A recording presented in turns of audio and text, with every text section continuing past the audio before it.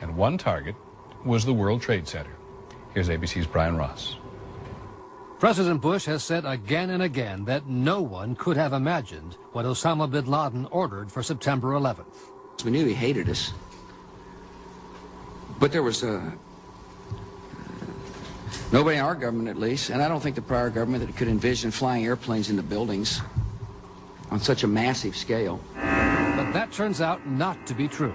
U.S. military planners did envision and practice those very scenarios. As reported by USA Today, the North American Aerospace Defense Command, NORAD, conducted exercises with fighter jets, simulating hijacked planes flown into the World Trade Center in the 2 years before the attacks. Pentagon planners also envisioned the attack on the Pentagon 5 months before it happened. One of these drills was run on June 1st and 2nd of 2001. Amalgam Virgo was an exercise where multiple attack scenarios would be occurring simultaneously, including attacks from cruise missiles, unmanned aerial vehicles, and hijacked aircraft. The scenario also envisioned a hijacker taking control of a commercial aircraft and slamming it into the nation's capital. The exercises would constantly be monitored by military satellites and planes. Osama bin Laden was the poster boy for this plot, appearing on the cover. Isn't it a fact, sir, that prior to September 11, 2001, NORAD had already in the works plans to simulate in an exercise a simultaneous hijacking of 2 planes in the United States? Colonel Scott, do you have any data on that? I'm not aware of that, sir. I was not present at the time.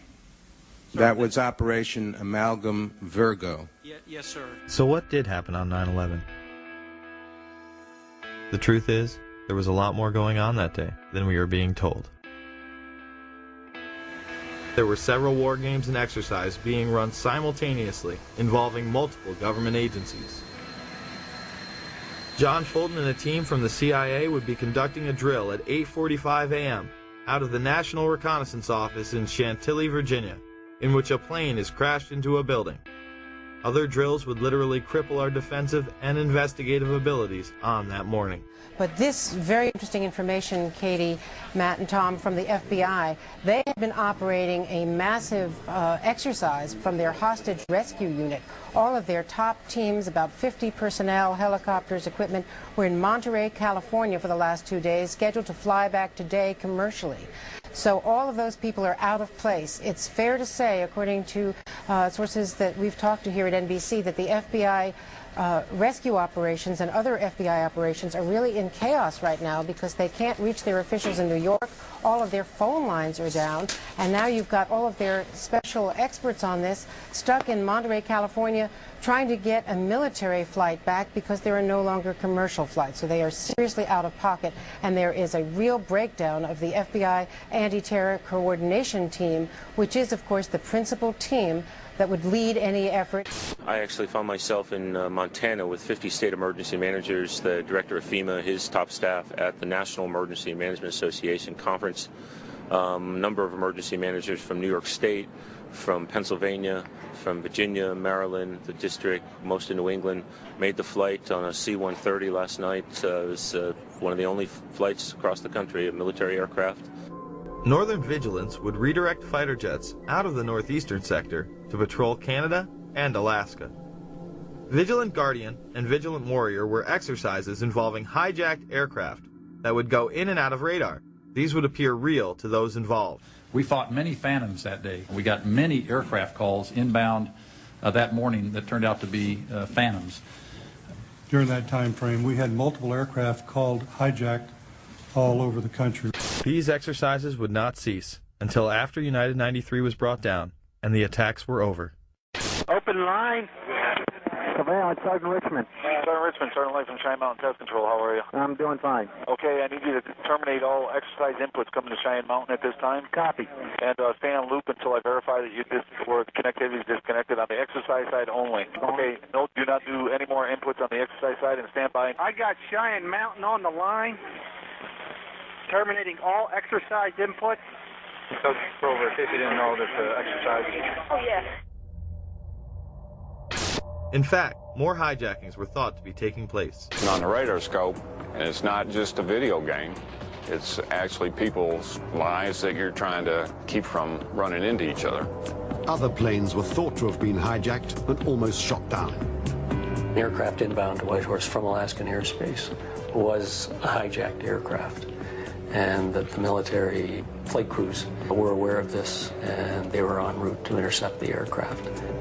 Some of these war games and their details remain classified to this day. So is it any wonder that Donald Rumsfeld gave these warnings to military personnel the day after the attacks? Finally, I'd like to say a word or two to the men and women in the defense establishment, most of whom deal with classified information. When people deal with intelligence information and make it available to people who are not cleared for that classified information, the effect is to reduce the chances that the United States government has to track down and deal with the people who have perpetrated the attacks on the United States and killed so many Americans. Later in the day, weapons are found planted on several other planes. A U.S. official says of the hijackings, these look like inside jobs. Sources tell Time that U.S. officials are investigating whether the hijackers had accomplices deep inside the airport's secure areas. And then there's the story of Flight 23. As bad as things were on Tuesday, there is a possibility that they could have been even worse. There was some kind of an altercation involving 3 men described by a Port Authority of New York and New Jersey police source as Middle Eastern in appearance. They attracted the suspicions of the gate staff boarding that flight. They had already gotten on the plane. They're asked to leave the aircraft. They refuse to get off. The airline, following its normal procedures, according to this police source, calls the police, which immediately dispatch an emergency service team. So now you have a squad of heavily armed officers that are coming toward the airplane. And when they get there, the men have vanished. The gate staff can't find them. It matches with the type of flights, the transcontinental flights that were hijacked in the other 4 instances. Another disturbing fact, if indeed there was an altercation and these men felt they had a case to make and were being treated unfairly, you can't imagine they would have disappeared from the airport. They would have stayed around and pled their case with the police. It is extraordinarily unusual to have an airline, after it has boarded passengers, be so suspicious that it's going to ask these customers to get off the airplane. We got a phone call from a law enforcement officer who was on vacation, was in the United Airlines terminal at the time. As soon as he approached, they walked out of the terminal, and he looked over. He described them as Middle Eastern in both appearance and dress. Not sure what that means, but that was his description. He said when they left the terminal through the glass doors, he saw them meet a 3rd man, and they then left. Inside the bags, officials found Al-Qaeda instruction sheets, but false identification prevented investigators from ever locating the bag's true owners. Coincidentally, the hijackers' identification would be found the exact same way.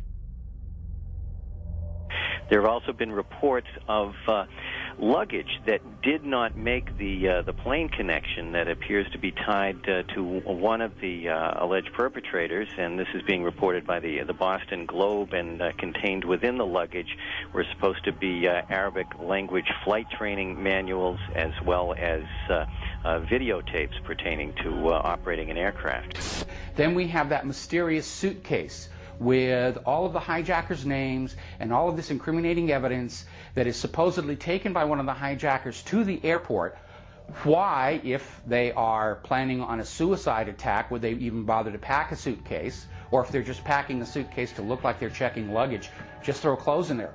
Why put a Koran? Why put flight manuals? Why put all this incriminating information if it's supposedly going to get burned up? And then magically, amazingly enough, this one suitcase doesn't make it onto the connecting flight to New York.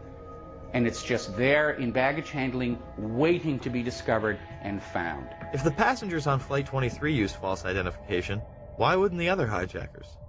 Based on my personal belief and based on the events of that morning, the decision to halt airplanes in all likelihood probably precluded other attacks. Atta and 3 others would do dry runs of the attacks before 9/11. Actor James Woods and others on the plane even filed separate reports to the FAA. Again, nothing was done.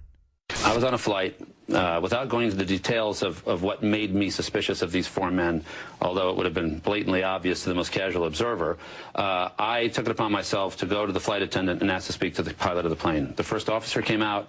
I reported to him that I felt that the 4 men, and I said, can you look over my shoulder and see who I'm talking about? And he said, yeah. I said, I think they're going to hijack this plane. I mean, everything they're doing, and I explained to him these details, which I've been asked to keep private until whatever jurisdiction, whatever trials may take place.